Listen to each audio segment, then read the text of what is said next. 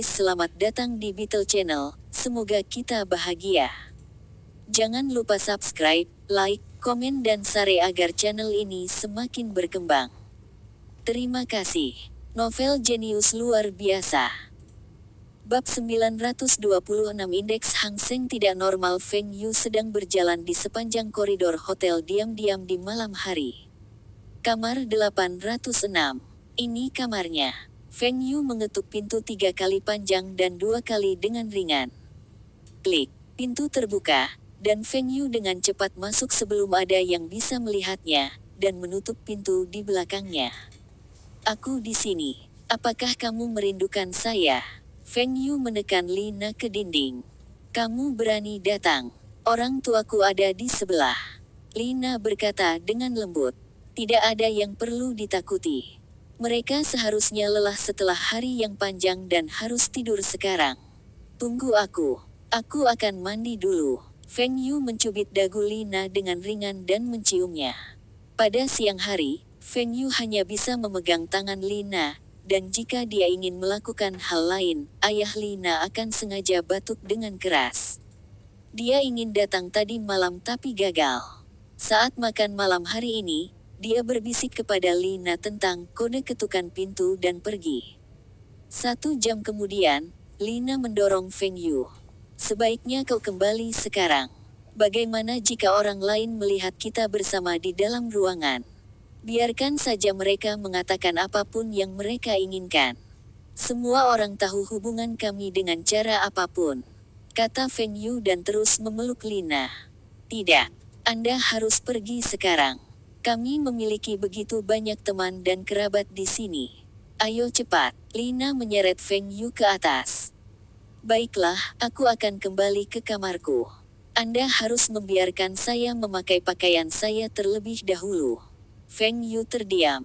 Meskipun Cina telah terbuka, banyak orang Cina masih sangat konservatif, dan kerabat dan teman-teman akan bergosip di belakang mereka. Lina membuka pintu dengan lembut dan menjulurkan kepalanya. Setelah dia yakin tidak ada orang di sekitarnya, dia mendorong Feng Yu keluar dan dengan cepat menutup pintunya. Feng Yu berjalan kembali ke kamarnya perlahan, menyesali keputusannya untuk mengatur kamar Lina berada di lantai yang sama dengan kerabat lainnya. Di pagi hari, Lina, orang tuanya, dan yang lainnya melanjutkan perjalanan mereka ke Hong Kong, sementara Feng Yu kembali ke kantornya untuk memeriksa bat Thailand. Ya, bat Thailand turun sedikit lagi. Meski tidak turun banyak, Feng Yu dan anak buahnya tidak perlu membuang bat Thailand sekarang. Bat akan terdepresiasi dengan sendirinya, karena pasar tidak dapat lagi membantu dengan harga. Banyak investor internasional memperhatikan setelah Thailand beralih ke suku bunga mengambang, ekonomi yang digelembungkan secara artifisial terungkap, dan mereka mulai mengurangi bat Thailand. Pada akhirnya, investor internasional ini mulai menyerang bat Thailand. Feng Yu dan Soros telah berhenti membuang bat sekarang, tetapi bat Thailand masih jatuh. Meski penurunannya tidak banyak, namun belum ada tanda-tanda rebound bat. Feng, kita tidak perlu melakukan apapun pada bat Thailand sekarang. Saya akan menyerang mata uang Singapura selanjutnya. Apakah Anda bersama kami? Tentu. Aku juga sedang memikirkan ini. Singapura telah menggunakan cadangan devisa mereka untuk membantu Thailand menaikkan kurs bat dan meminjamkan sejumlah uang kepada Thailand. Mereka mengira Thailand akan memenangkan Soros dan spekulan internasional, tetapi Soros menang pada akhirnya, dan bat Thailand terdepresiasi. Dengan Thailand kalah perang ini, Soros dan anak buahnya mulai menghasilkan uang. Kini, masalah baru muncul. Singapura tidak memiliki cadangan devisa yang tinggi, dan setelah membantu Thailand dan meminjamkan mereka uang, cadangan mereka semakin menipis. Ada masalah yang lebih besar.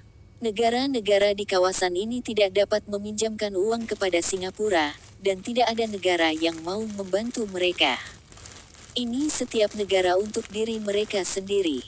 Singapura, Malaysia, dan Thailand memiliki ikatan ekonomi yang kuat, dan inilah alasan mengapa ekonomi kawasan ini berkembang pesat dalam 1 dekade terakhir. Namun konsekuensi dari memiliki ikatan ekonomi yang kuat adalah efek domino. Ketika satu negara menjadi sukses, sekutunya akan mendapat manfaat darinya. Misalnya, sektor real estate dan keuangan. Namun, ketika ekonomi satu negara di kawasan itu memburuk, negara lain akan terpengaruh. Sektor keuangan dan real estate Thailand telah berkembang dengan kecepatan tinggi, dan negara-negara lain di Asia Tenggara juga sama. Tapi sekarang, sektor keuangan Thailand ambruk tiba-tiba, dan Singapura, Malaysia, Indonesia, Filipina, terkena dampaknya. Area pertama yang terpengaruh adalah mata uang. Nilai mata uang mereka akan jatuh seperti bat. Negara-negara ini telah berkembang pesat bersama-sama, dan dengan runtuhnya ekonomi Thailand, semua negara ini akan terseret ke dalam resesi. Bos, ada yang tidak beres. He Zhaoji melaporkan. Hah, apa yang salah? Fang Yu Menetep Hijauji.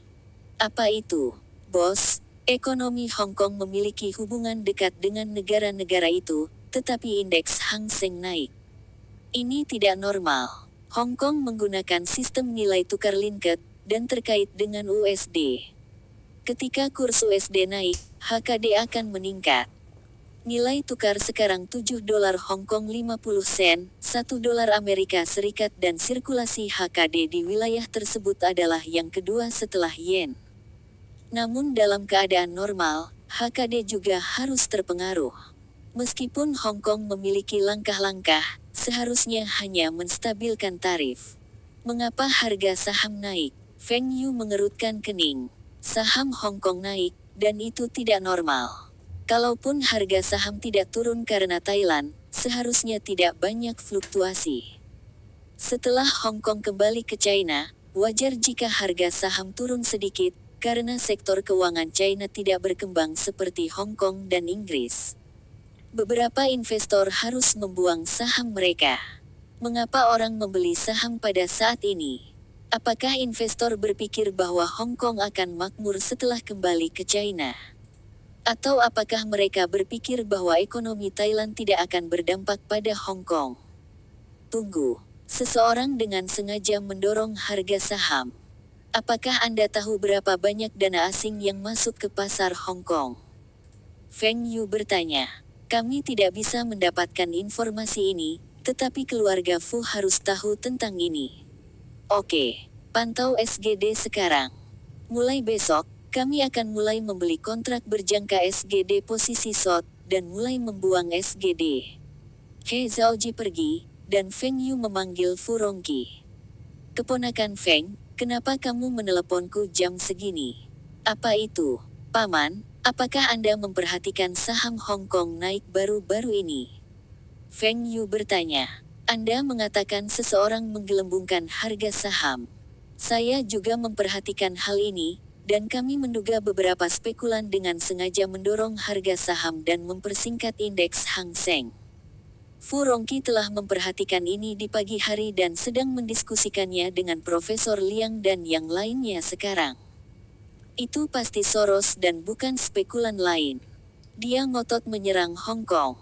Feng Yu dengan dingin berkata, jangan khawatir, kami ada di sekitar dan akan bertindak.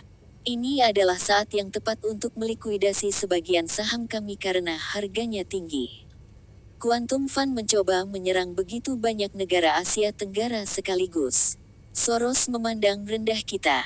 Catatan penerjemah, sistem nilai tukar terkait di Hong Kong bab 927 investasikan secara rasional. Fu Rongqi telah memperhatikan tentang kelainan di pasar saham Hang Seng. Karena hubungannya dengan kepala pasar keuangan Hong Kong, ia berhasil mendapatkan statistik yang akurat. Fu Rongqi dan Superman Lee menyarankan kepada Badan Pengatur Keuangan Hong Kong untuk bersiap menghadapi krisis keuangan Thailand dan menerapkan langkah-langkah untuk melindungi Hong Kong. Feng Yu tahu bahwa selama 2 hingga 3 bulan ke depan, Soros tidak akan memiliki dana untuk menyerang Hong Kong. Jika dia menyerang Hong Kong, dananya akan tertahan di pasar Hong Kong dan akan kehilangan kesempatan untuk menghasilkan uang dari mata uang negara lain. Soros adalah seseorang yang melihat uang sebagai prioritas utama. Jika dia bisa menghasilkan banyak uang dengan mudah, dia tidak akan melewatkannya. Dia hanya akan mengarahkan senjatanya ke Hong Kong setelah dia menekan mata uang Asia Tenggara. Untuk memenangkan begitu banyak negara, dibutuhkan setidaknya 2 hingga 3 bulan. Yang perlu dilakukan Feng Yu sekarang adalah menganalisis mata uang negara mana yang akan terjun paling banyak dan tercepat. Dia akan mempersingkat mata uang itu dalam jumlah besar dan mencoba memanfaatkannya sebaik mungkin. Ketika Feng Yu menyerang Taibat, dia telah menggunakan dana tersembunyinya untuk membeli sejumlah besar kontrak falas masa depan di beberapa negara. Tetapi dia tidak membangun portofolio kontrak masa depan posisi pendek yang besar pada SGD. SGD adalah mata uang yang kuat seperti HKD. Sebelum krisis ekonomi Thailand kali ini, Singapura telah mengalami penyesuaian pasar keuangannya, dan bank-bank Singapura tidak memiliki kredit macet sebanyak Thailand. Feng Yu telah membuat peringkat negara-negara di Asia Tenggara. Makau, Singapura, Hong Kong, Jepang, dan Taiwan adalah yang paling sulit diserang. Thailand, Malaysia, Indonesia, Filipina, dan Korea Selatan adalah yang termudah. Cina dan Korea Utara, sistem keuangan mereka telah berkembang jauh kemudian dan memiliki kebijakan pintu tertutup, dan itu adalah yang paling sulit untuk diserang. Ya, ekonomi Korea Utara adalah yang paling stabil karena mereka bahkan tidak memiliki pasar saham. Feng Yu dan Soros mulai bergerak. Mereka dengan cepat membangun kontrak masa depan posisi pendek pada SGD dan menjual SGD yang mereka pinjam seharga USD. Setelah itu, mereka menggunakan USD mereka untuk membeli dalam SGD dan mengulangi prosesnya lagi dan lagi. Ini memiliki dampak yang kuat pada tingkat SGD. Singapura menggunakan sistem Managet Floating Rate, dan sistem ini membuat SGD lebih tahan terhadap faktor eksternal. SGD akan menyesuaikan tarifnya setiap 3 bulan dan akan menyesuaikan proporsi cadangan devisanya. Saat SGD menyesuaikan tarifnya, mereka akan menggunakan sistem crawling peg untuk menurunkan risiko. Pengaturan ini akan melindungi tarif, menurunkan dampak dari faktor eksternal, dan mencegah inflasi. Jika Singapura tidak membeli beberapa miliar USD baht dan menyebabkan tingkat SGD turun, Soros tidak akan memilih SGD untuk menyerang. Thailand telah menyeret Singapura ke bawah bersama mereka dan memberi Soros dan Feng Yu kesempatan ini. Soros memberitahu Feng Yu bahwa SGD akan terpengaruh, dan dia memperkirakan SGD akan turun lebih dari 20% dalam beberapa hari mendatang. Feng Yu menertawakannya. Dengan kebijakan forex Singapura, saya masih percaya SGD akan turun 20% di akhir tahun. Tapi jatuh lebih dari 20% dalam beberapa hari mendatang. Anda pasti mencoba menipu saya lagi. Soros memberitahu Feng Yu bahwa ini untuk mengelabui Feng Yu agar dananya tertahan di SGD, sementara dia menghasilkan uang di negara lain.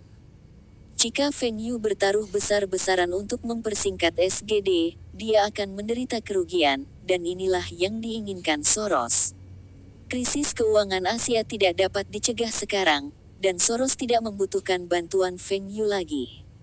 Banyak spekulan internasional mengikuti tren, dan quantum fund-nya akan mengarahkan mereka untuk menyerang mata uang negara-negara tersebut. Tentu saja, Soros tidak yakin Feng Yu akan jatuh cinta pada kebohongannya. Lagi pula, selama serangan mereka terhadap Baht Thailand, dia memperhatikan Feng Yu dan timnya adalah elit. Mereka telah membuat banyak keputusan yang akurat. Feng Yu mungkin juga mendapat dukungan dari para Taipan Hong Kong dan dapat dengan mudah melarikan diri dengan bantuan mereka. Tetapi jika Feng Yu mencari bantuan dari para Taipan itu, Soros akan lebih bahagia. Dengan cara ini, ancaman di Hong Kong akan berkurang, dan akan lebih mudah untuk diserang. Banyak warga Hong Kong tidak menyadari bahwa Soros telah memulai serangannya di Hong Kong. Tapi dia tidak menekan HKD atau pasar saham. Dia telah mendorong saham Hong Kong. Pada saat Soros mendorong pasar saham ke titik tertinggi dalam sejarah, dia seharusnya sudah meraup keuntungan dari Malaysia, Filipina, dan negara-negara lain. Ini adalah waktu yang tepat untuk menggunakan keuntungan dari negara-negara tersebut untuk menyerang pasar keuangan Hong Kong. Ketika itu terjadi, indeks Hang Seng akan crash. Bahkan ketika HKD mempertahankan suku bunganya, namun Soros tetap akan melakukan pembunuhan dari pasar saham. Bahkan akan lebih baik jika dia bisa menyeret China ke bawah dengan Hong Kong. Pasar keuangan China dimulai sangat terlambat dan hanya memiliki sedikit ahli keuangan. Jika Soros dapat memasuki pasar keuangan China, ia dapat menghasilkan setidaknya beberapa miliar USD. Soros bahkan bisa membuat ekonomi China runtuh, dan tidak ada negara lain yang bisa mengancam status AS sebagai pemimpin dunia. Setiap beberapa tahun, Soros dapat memilih dan memilih negara untuk menyerang sistem keuangannya dan meningkatkan kekayaannya. Dia akan selamanya menjadi legenda di industri keuangan. Oh, Feng Yu sudah mulai membangun kontrak masa depannya melawan SGD. Tapi jumlahnya tidak terlalu besar. Apakah dia menguji pasar? Baik. Saya akan menipu dia untuk berpikir bahwa saya akan habis-habisan melawan SGD dan akan mempersingkat SGD dalam jumlah besar. Setelah saya berhasil menarik diri dari pasar Singapura, dana Feng Yu akan tertahan di sana. Bos, Quantum Fund menambah portofolionya. Haruskah kita mengikuti mereka? Dia Zhao Ji bertanya. Apa pendapatmu? Feng Yu bertanya kembali. Saya pikir kita tidak harus mengikutinya. Singapura menggunakan sistem Managet Float, dan kami dapat memperoleh keuntungan darinya, tetapi keuntungannya tidak tinggi. Saya pikir pasar Indonesia lebih rentan, dan inilah yang telah kami diskusikan. He Zhao Ji menjawab, hahaha, betul sekali. Anda semua memiliki ide yang sama dengan saya. Tapi kami masih harus sedikit menambah dana kami untuk pasar Singapura, karena Soros akan meningkatkan investasinya ke pasar Singapura. Gunakan 10% lebih banyak dari dana kami untuk SOT SGD, dan lihat apakah Soros akan mengikuti. Soros mencoba membuat Feng Yu meningkatkan jumlah yang dia kekurangan untuk SGD. Tapi Feng Yu mencoba melakukan hal yang sama pada Soros juga. Dengan terus mengeluarkan pesanan, keuntungan akan semakin rendah, dan risiko akan meningkat. Untuk meminimalkan risiko, lebih banyak dana harus digunakan untuk melakukan lindung nilai terhadapnya. Soros bisa melihat ini, tapi apakah dia pikir aku tidak mengetahuinya? Apakah Anda ingin menipu saya? Saya juga ingin menipu Anda. Meskipun Feng Yu tahu bahwa dia dan Soros tidak akan menderita kerugian dengan melakukan ini, tetapi menggunakan begitu banyak dana di SGD akan menurunkan keuntungan mereka di pasar lain. Ini juga dianggap sebagai kerugian. Setelah Feng Yu meningkatkan 10% dari dananya, Soros terus meningkatkan kontrak masa depannya. Dia bertekad untuk memimpin Feng Yu ke dalam perangkap ini. Tapi Feng Yu tersenyum dan menginstruksikan He Zhao Ji. Itu semua yang akan kita gunakan di SGD. Kita harus rasional dalam hal investasi. Catatan penerjemah. Rezim float terkelola bab 928 Furongki tidak sabar, Profesor Liang, saya pikir sudah waktunya untuk membuang saham kita dan menghentikan kelainan di pasar saham. Furongki menyesap kopi dan berkata, oh, Tuan Fu tidak bisa mentolerir lagi. Profesor Liang telah memperhatikan masalah di pasar saham Hong Kong dan merasa akan lebih baik untuk membuang saham mereka ketika harganya lebih tinggi. Akan baik-baik saja jika mereka melakukannya sebelum Soros. Saya khawatir akan ada penyelaman besar-besaran jika harga naik lebih jauh. Spekulan internasional telah memasuki pasar keuangan Hong Kong sekarang, dan mereka dapat menahan kejatuhan. Furongki tidak senang dengan para spekulan internasional ini. Apakah mereka berani membuat masalah di Hong Kong? Kami akan menjebak uang mereka di sini dan membuat mereka membayar. Saya setuju dengan Tuan Fu. Bagaimana dengan sisanya? Profesor Liang mengangguk dan memandangi para taipan lainnya. Li Zekai, yang mewakili Superman Li, mengatakan, Ayahku berkata kita akan mengikuti jejak Paman Fu dan Profesor Liang. Karena ini yang kalian semua sarankan, kami akan melakukan apa yang kalian katakan. Tapi bisakah kita tidak membuang semua saham kita sekaligus untuk mencegah pasar jatuh? Tentu saja. Kami masih ingin memikat para spekulan internasional itu. Bagaimana dengan yang lainnya? Apakah ada yang keberatan dengan keputusan ini? Fu Rongqi melihat sisanya. Tidak ada yang keberatan, dan semua orang setuju. Fu Rongqi mengangguk. Sekarang, dia telah menjadi pemimpin para Taipan Hong Kong, dan itu adalah perasaan yang luar biasa. Jangan berpikir para Taipan top ini tidak memiliki tujuan. Bahkan di usia Fu Rongqi, dia masih punya target.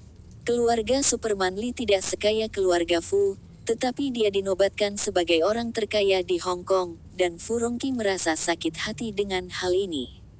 Keesokan harinya, Fu Rongqi dan para Taipan lainnya mulai menjual saham mereka di Hong Kong, dan indeks Hang Seng Hong Kong mulai turun. Feng Yu melihat grafik pasar dan mengenal Fu Rongqi, dan sisanya mulai menjual saham secara tunai. Apakah mereka tidak mau menunggu lagi dan ingin ikut perang? Indeks Hang Seng telah naik hampir 14.000 selama beberapa hari terakhir. Selama waktu ini, ketika semua ekonomi lain di kawasan ini tidak berjalan dengan baik, Hong Kong benar-benar menonjol. Ini telah menarik banyak uang panas, dan banyak investor merasa pasar saham Hong Kong tidak akan turun dalam waktu dekat. Mereka akan bertaruh pada kenaikan indeks lebih lanjut untuk menghasilkan beberapa keuntungan.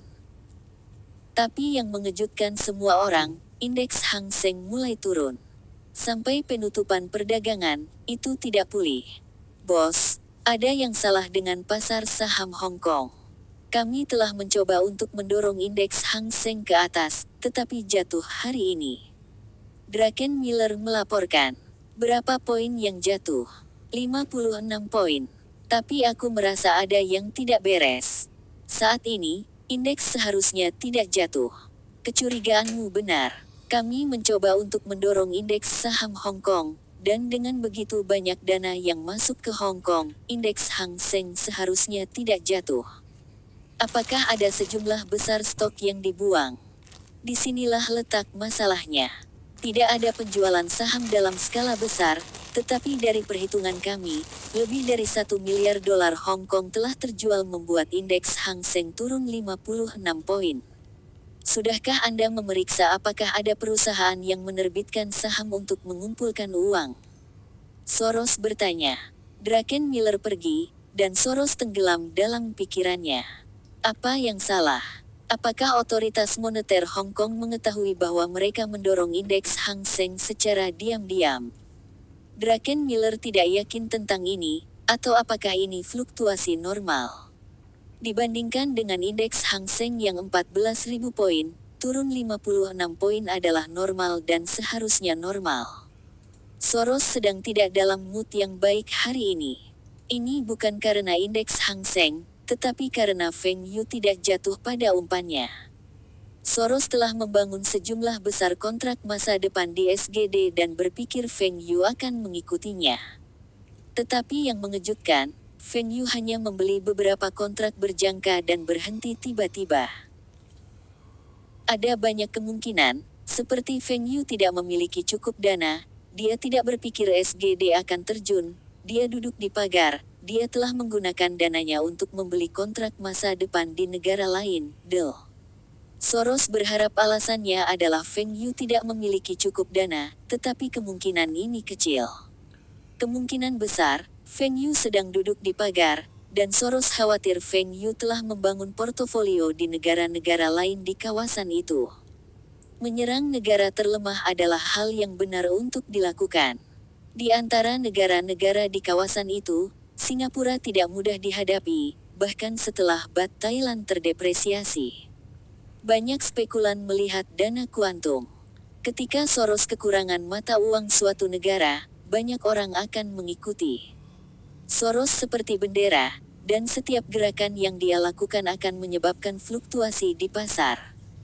Setelah mata uang negara lainnya berada dalam kekacauan, akan ada reaksi berantai besar-besaran, dan semua mata uang mereka akan anjlok. Ketika itu terjadi, Soros akan mentransfer semua dananya untuk menyerang Singapura. Soros sempat berpikir untuk menipu Feng Yu agar menyerang Singapura terlebih dahulu, tapi Feng Yu tidak mengambil umpan. Feng Yu masih muda tapi sangat licik. Namun, Soros tidak percaya bahwa Feng Yu membuat semua keputusan sendiri, dan pasti timnya lah yang memberinya nasihat. Seseorang di tim Feng Yu pasti elit, dan Feng Yu hanyalah seorang investor. Soros telah menanam tahi lalat di tim Feng Yu, dan informasi yang dia dapatkan dari penyamarannya adalah bahwa setelah tim mendiskusikan strategi, He Zhaoji akan melapor ke Feng Yu dan Feng Yu akan membuat keputusan.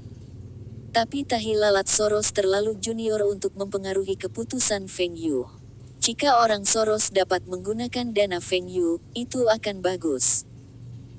Soros dapat menggunakan penyamarannya untuk menipu Feng Yu dan membiarkannya disalahkan karena mengganggu ekonomi Asia Tenggara. Soros tidak menyangka bahwa seseorang di timnya telah disuap oleh Feng Yu dan telah memberikan informasi orang dalam Feng Yu. Bab 929 Indeks Hang Seng menyelam, buang SGD 5% lebih banyak hari ini. Feng Yu menginstruksikan He Zhaoji dan anak buahnya terus membuang SGD secara perlahan. Strategi Feng Yu adalah membiarkan dana kuantum Soros memimpin operasi ini, dan dia hanya akan mengikuti di belakang seperti para spekulan lainnya. Pemerintah Singapura bereaksi sangat cepat, dan mereka mulai menyesuaikan diri secara perlahan. Meskipun tingkat SGD telah turun sedikit, itu tidak turun di bawah kisaran yang diizinkan. Tapi masih ada kabar baik. Singapura mulai membuang bat mereka untuk membeli SGD. Dengan cara ini, SGD akan stabil, tetapi bat akan terjun lagi. Setelah mengadopsi tarif mengambang, tarif bat Thailand telah terdepresiasi menjadi lebih dari 30:1 dan mulai stabil. Namun, untuk melindungi mata uang mereka, Singapura harus membuang bat yang mereka beli, dan bat mulai terjun lagi. Singapura yang seharusnya membantu Thailand, kini telah membantu Quantum Fund agar kurs bat Thailand turun lagi. Soal kepentingan suatu negara, kerjasama strategis antar negara bukanlah apa-apa. Semua negara akan berpikir sendiri terlebih dahulu, dan siapa yang peduli jika ekonomi negara lain akan runtuh. Yang paling penting adalah minat mereka. Feng Yu menyalakan TV dan menonton berita keuangan Hong Kong. Saat perdagangan dimulai hari ini, indeks Hang Seng naik sedikit sebelum jatuh. Komentator di TV merasa pasar saham Hong Kong terlalu dibesar-besarkan. Angka yang kami lihat saat ini adalah kelainan di pasar saham Hong Kong. Pasar saham semua negara Asia jatuh, tetapi indeks saham Hong Kong telah meningkat selama beberapa hari terakhir. Sekarang, indeks Hang Seng jatuh, dan banyak saham telah jatuh lebih dari 5%. Artinya banyak investor yang menarik dananya, komentator di TV mengutuk pasar Hong Kong, tetapi yang tidak diketahui Feng Yu adalah bahwa komentator ini terkenal dengan ketidakakuratannya. Ketika dia mengatakan saham akan naik, itu akan jatuh pada saat berikutnya. Jika dia mengatakan harga saham akan turun, itu akan segera naik. Banyak warga Hong Kong yang skeptis dengan prediksinya. Tetapi program seperti itu populer, dan banyak orang bertaruh kebalikan dari apa yang dikatakan komentator itu. Namun, apa yang dikatakan komentator hari ini benar. Fu Rongqi dan yang lainnya sudah mulai membuang stok mereka, dan itu termasuk blue chips. Indeks Hang Seng tidak akan naik hari ini. Komentator itu mengatakan indeks Hang Seng akan terus turun hari ini. Haruskah kita menjual saham kita? Bagaimanapun, kami sudah menghasilkan uang, dan jika kami menjualnya sekarang, kami masih bisa mendapat untung. Seorang pelayan di rumah teh berkata, Anda sudah mengatakan bahwa komentator yang mengatakan ini. Sejak kapan ramalannya menjadi kenyataan?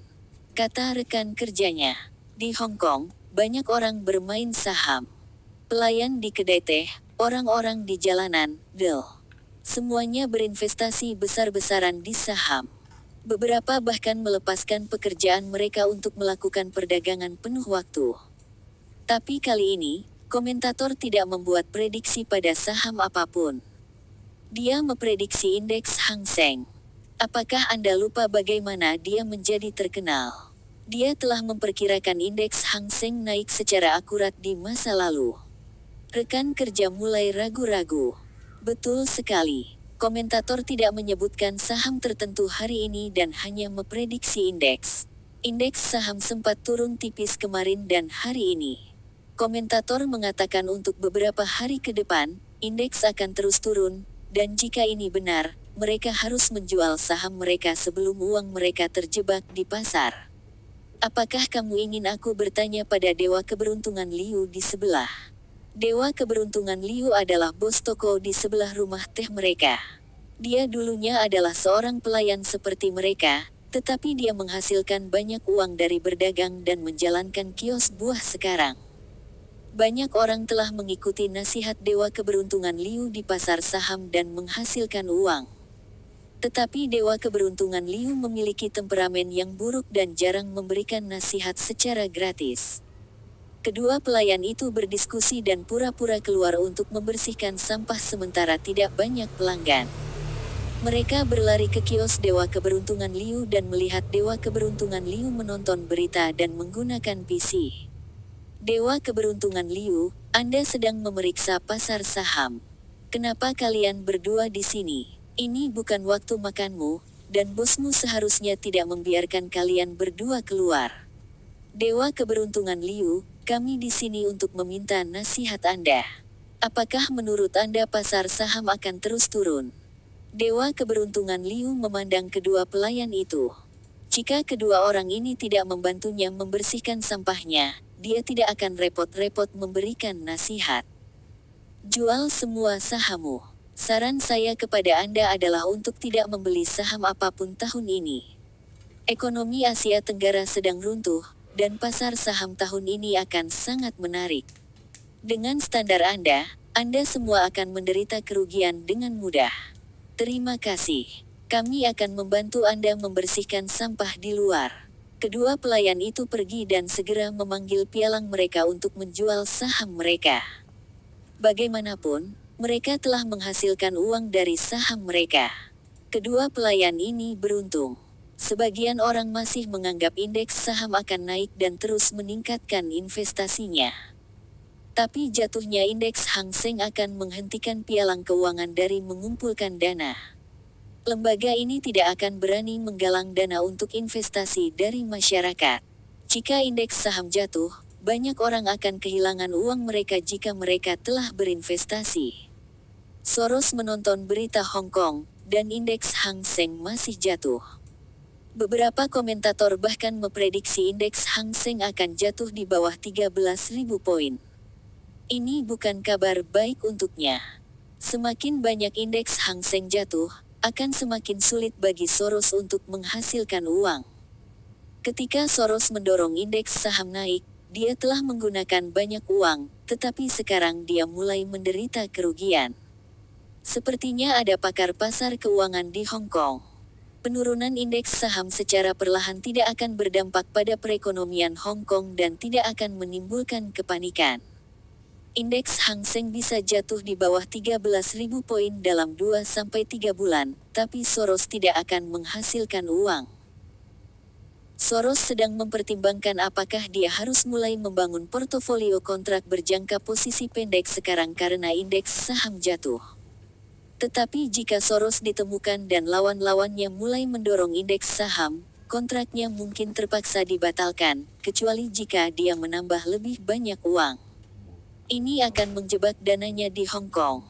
Haruskah Soros menyerahkan pasar Hong Kong untuk saat ini dan menunggu selama 2 bulan? Soros memikirkan hal ini sebentar dan memanggil manajer dananya untuk rapat.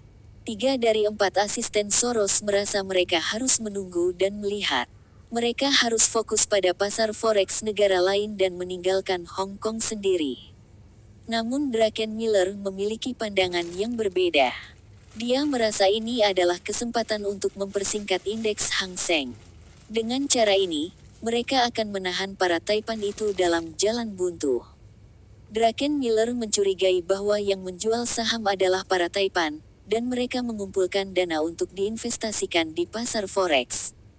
Jika para Taipan ini bergabung, Quantum Fund akan mendapatkan keuntungan dari negara-negara Tenggara itu dengan mudah, tetapi akan lebih sulit bagi mereka untuk menyerang pasar Hong Kong. Soros tidak bisa memutuskan, tetapi dia tiba-tiba menyadari bahwa dia seharusnya tidak memprovokasi Hong Kong sekarang. Bab 930 Manufaktur Mobil Usaha Patungan, Feng, kudengar kita telah menghasilkan uang.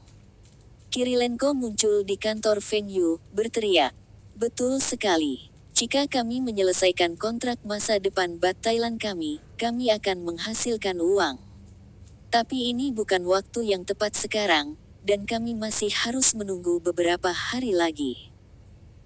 Feng Yu tidak membutuhkan begitu banyak dana, dan tidak ada gunanya membatalkan kontrak masa depan sekarang karena Bat Thailand masih turun. Ketika mata uang negara-negara Asia Tenggara lainnya terpukul, Bat Thailand akan semakin jatuh. Itu akan menjadi waktu terbaik untuk membatalkan kontrak, dan mereka akan mendapatkan keuntungan tertinggi. Tidak apa-apa, saya hanya bertanya. Oh, pengujian 4 pabrik kami selesai, dan ponsel baru sudah mulai diproduksi. Saya telah membiarkan beberapa orang mengujinya, dan semua orang merasa itu adalah ponsel yang bagus. Ponsel ini akan diluncurkan pada tanggal 1 bulan depan, dan akan sangat populer. Desain dan spesifikasi eksternal jauh lebih baik daripada ponsel di pasar dan harganya bersaing. Dengan bantuan teman Kirilenko, ponsel ini akan laris manis, dan Kirilenko akan menghasilkan banyak uang. Itu terdengar baik, tetapi ketika ponsel diluncurkan, kita harus memperhatikan pesaing kita dengan cermat. Perusahaan-perusahaan itu mungkin memiliki ponsel yang lebih baik dari kita. Feng Yu berasal dari masa depan dan telah membantu Aiwa bergerak ke arah yang salah dan mengembangkan produk baru. Namun Nokia dan Motorola masih menjadi raksasa di industri telekomunikasi. Mereka memiliki teknologi yang kuat dan tidak dapat disusul dengan mudah dalam beberapa tahun ini. Perusahaan-perusahaan besar itu akan selalu menjaga teknologi terbaik mereka dan produk mereka di pasar biasanya bukan produk terbaik mereka. Namun setelah pabrik di Rusia didirikan, ponsel Win and Rain akan memiliki keunggulan karena biaya produksi yang lebih rendah. Saya tahu, tetapi jika perusahaan-perusahaan itu akan menantang kita di saluran distribusi penjualan, mereka akan kalah. Oh, kami memiliki pabrik mobil yang mencari pembeli. Bagaimana kalau kita membelinya? Songjiang Motors sekarang menjadi produk bermerek di Rusia. Meski bukan kendaraan mewah, namun cocok untuk rakyat jelata dan tahan lama. Kirilenko juga dapat memperoleh pabrik mobil itu sendiri, tetapi dia merasa memiliki usaha patungan dengan Feng Yu untuk memproduksi kendaraan Songjiang dapat menghasilkan uang dengan lebih mudah. Tentu saja, jika Feng Yu bersedia mengotorisasi teknologi Songjiang Motors ke Kirilenko, itu tidak akan menjadi masalah. Tapi ini seharusnya tidak mungkin. Feng Yu memandang Kirilenko, yang terakhir telah merasakan manfaat dari usaha patungan, dan memiliki pabrik di Rusia adalah ide yang bagus. Kendaraan Songjiang Motors terjual dengan baik, dan pabrik-pabrik China tidak dapat memenuhi permintaan tersebut. Saatnya meningkat untuk memperluas produksinya. Jika Songjiang Motors dapat mendirikan pabrik di Rusia, Feng Yu dapat menghemat pajak, dan dia tidak perlu memperluas pabriknya di Cina. Juga, pabrik di Rusia akan membuat ekspor ke Eropa lebih mudah. Tahun lalu, Songjiang Motors telah dikenal di seluruh dunia, tetapi popularitasnya dengan cepat mereda, terutama di Eropa. Di Eropa, ada banyak merek mobil, dan Songjiang Motors tidak memiliki keunggulan di sana. Jika biaya iklan diperhitungkan, Songjiang Motors sempat merugi setelah diluncurkan di Eropa. Di AS, itu hanya impas. Beberapa orang di perusahaan mesin kota Bing merasa bahwa mereka telah memasuki pasar Eropa terlalu dini, dan mereka seharusnya menggunakan strategi biaya rendah untuk meningkatkan pangsa pasar terlebih dahulu. Tapi Feng Yu tidak setuju dengan ini. Setelah Songjiang Motors memposisikan dirinya sebagai kendaraan murah, label ini akan melekat pada merek tersebut, dan konsumen tidak akan menerima kenaikan harga apapun ketika Songjiang Motors memproduksi kendaraan yang lebih baik. Tetapi jika Songjiang Motors terus menjual kendaraannya, mereka akan menderita kerugian, dan jika mereka berhenti menjual, iklan mereka akan sia-sia. Feng Yu memiliki beberapa keraguan dan bertanya-tanya apakah dia telah mengambil langkah terlalu jauh. Mungkin dia harus mulai dari Asia Tenggara dan masuk ke pasar Eropa nanti. Sekarang, membangun pabrik di Rusia akan menyelesaikan semua masalah ini dan meningkatkan kesadaran merek di Eropa. Songjiang Motors mungkin mendapatkan pijakan di Eropa dalam waktu 5 tahun. Perusahaan mesin kota Bing akan menggunakan lebih sedikit dana jika ini adalah usaha patungan. Menggunakan nama merek dan teknologi sebagai modal untuk usaha patungan sebelumnya digunakan oleh perusahaan asing ketika mereka masuk ke usaha patungan di Cina. Sekarang, giliran Cina. Tentu, saya akan menelepon Li Mingde dan memintanya datang untuk berdiskusi. Feng, manufaktur mobil dianggap sebagai industri berat, dan kami tidak bisa membiarkan Anda semua memiliki persentase saham yang lebih tinggi. Saya akan menambah modal saya untuk tambahan saham, kata Kirilenko. Industri berat Rusia adalah salah satu yang terbaik di dunia, tetapi mereka terlalu fokus pada militer. Industri mobil mereka kuat, tetapi Cina telah menyusul mereka. Bahkan ketika ini adalah situasi di Rusia, mereka masih tidak mengizinkan negara lain untuk memiliki saham pengendali pabrik industri berat di sana. Tanpa bantuan Kirilenko, akan sulit bagi Feng Yu untuk mendirikan pabrik ini di Rusia. Berapa banyak saham yang bisa kita dapatkan? Uang bukan masalah bagi saya, dan teknologi serta merek kami juga sangat berharga. Jika proporsi yang diberikan kepada Feng Yu terlalu rendah, dia tidak akan setuju.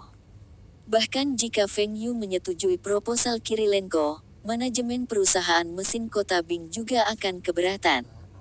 Feng Yu mungkin pemegang saham utama, tapi dia tidak bisa memutuskan segalanya. Jika Anda semua bersedia memberi kami teknologi dan merek manufaktur, saya dapat memberi Anda semua 20% saham. Jika Anda semua ingin lebih banyak saham, Anda semua harus menggunakan uang tunai. Namun, saya tidak dapat memberi Anda lebih dari 49% saham pabrik. Kirilenko memberitahu Feng Yu bahwa dia harus memiliki saham pengendali pabrik. Feng Yu tidak yakin apakah penilaian pada teknologi dan merek itu benar, karena dia masih belum melihat pabrik baru. Mari kita tunggu sampai Li Mingde datang. Anda dapat memiliki saham pengendali pabrik, tetapi merek tidak dapat diubah. Itu pasti Songjiang, kata Feng Yu. Tentu saja, saya juga tidak akan menerima merek baru. Memiliki merek baru berarti mereka harus memasarkannya lagi dan membutuhkan setidaknya 1 hingga 2 tahun untuk menciptakan kesadaran merek. Oke, kita bisa mendiskusikan detailnya nanti. Sudahkah Anda menentukan tanggal pernikahan untuk pernikahan Anda? Feng Yu bertanya. Perjodohan yang diatur Kirilenko seharusnya sudah dekat. Seharusnya Desember, tapi kami belum memutuskan tanggal pastinya. Saya akan memberitahu Anda setelah dikonfirmasi. Selamat, Anda akan memiliki keluarga. Kirilenko tersenyum masam. Kapan kau akan menikah? Saran saya kepada Anda adalah jangan menikah terlalu dini. Feng Yu memutar matanya dan tidak mengatakan apa-apa. Bersambung, terima kasih telah menyaksikan dan mendukung channel ini.